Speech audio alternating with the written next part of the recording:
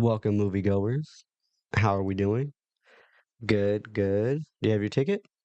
Let's see. Real Swell. Good choice, good choice. You're going to be in Auditorium 27.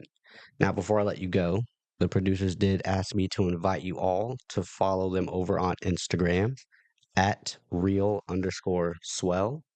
Head over to Instagram, give them a follow. Now, Auditorium 27 is straight ahead to the left. Enjoy.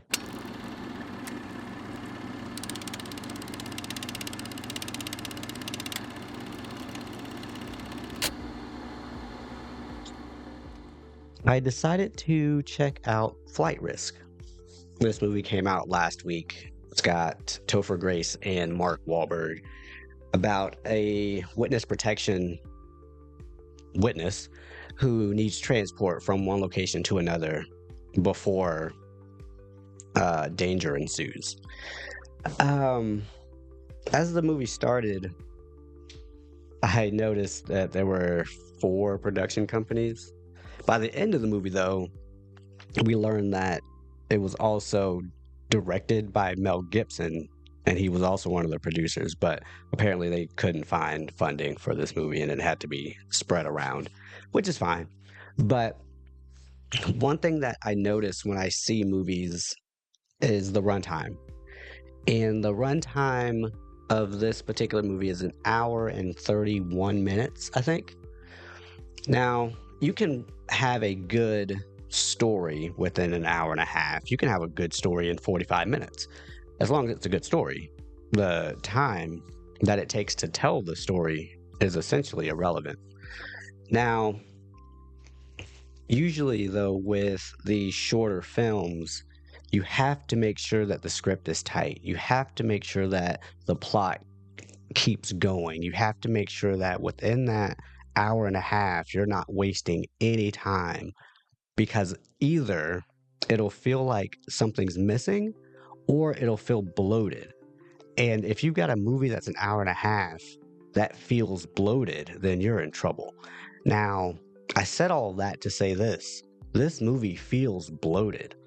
There's a lot of dead space in the runtime of this movie. It feels like they had a 50-minute script and made a 1 hour and 30-minute movie out of it. And that might be being generous. When I say there's a lot of dead space, I mean literally there's minutes of just silence on screen, characters just looking around and looking at each other and not advancing the plot in any way, not contributing to the movie in any way. The film, if those minutes were cut out of the movie would still play on and actually would be better paced, honestly. There wasn't a lot to do in this movie. And speaking of there not being a lot to do, there were three locations for this movie where they picked up the witness who needed protection, the airplane they were in, and the runway. So, with those three locations and the first two, we only spend maybe 15 minutes total in those two locations. That other hour and 15 minutes within that plane has to be captivating. You have to get our attention and keep it and have it be exciting or drama filled or something. Now, I'm not going to say that there isn't drama, there isn't entertainment, there isn't excitement, but there are flashes in the pan. Mark Walberg tries.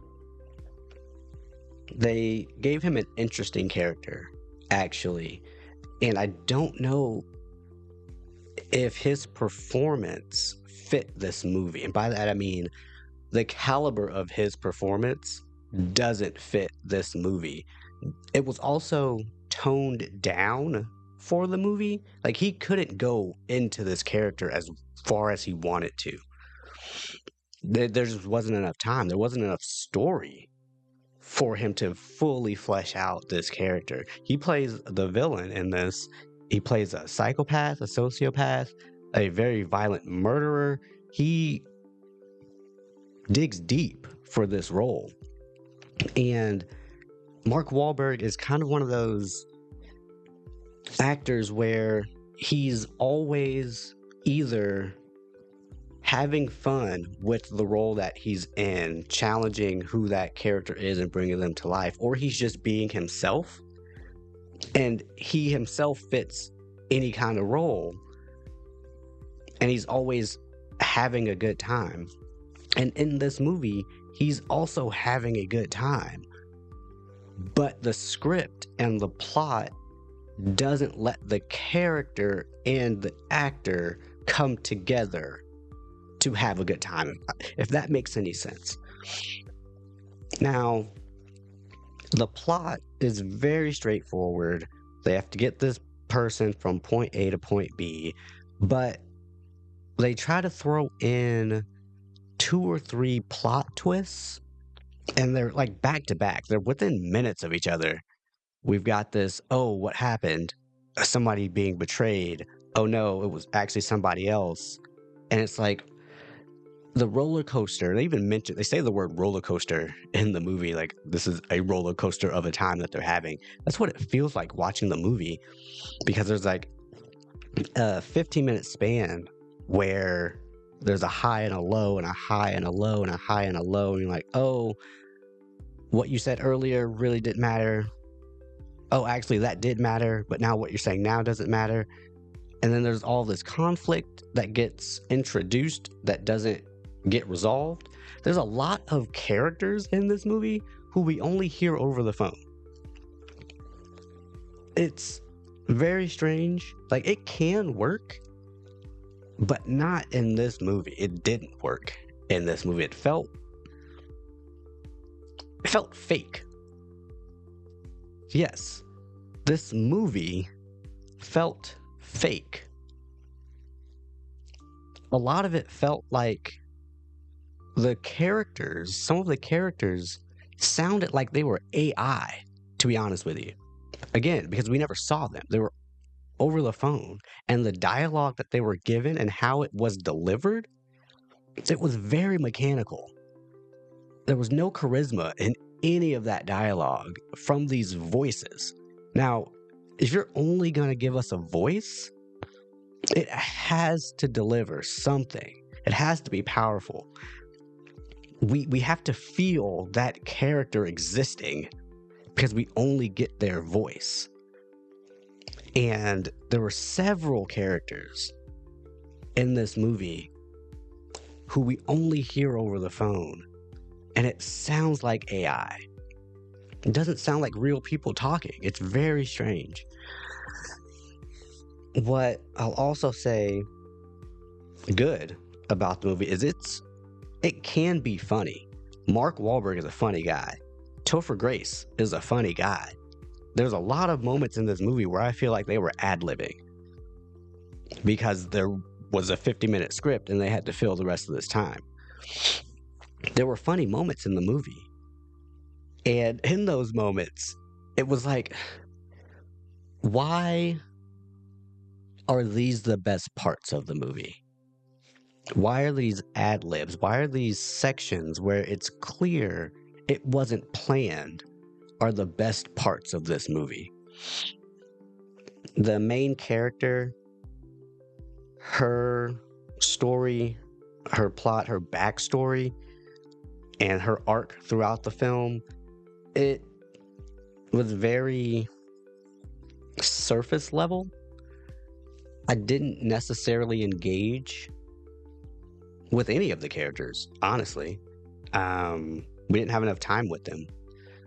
We didn't have enough time with their stories, and the conflict that each of them faced either didn't get resolved or got resolved in a way that was demanded by the plot and wasn't natural. There was also no real catharsis in this movie. It started, there was a middle section, and then it ended. So, I mean, it was a movie, I guess. Would I recommend anyone go see it if you've got an hour and a half to kill. It's not a complete waste of time. Mark Walberg again does his best to carry the film. Topher Grace does his best with the role that he was given. And I'm not familiar with the female actress, but again, she wasn't given much either and does what she can. But there just wasn't enough to make this movie feel like a movie that was produced to be seen by the masses. But again, it was a movie.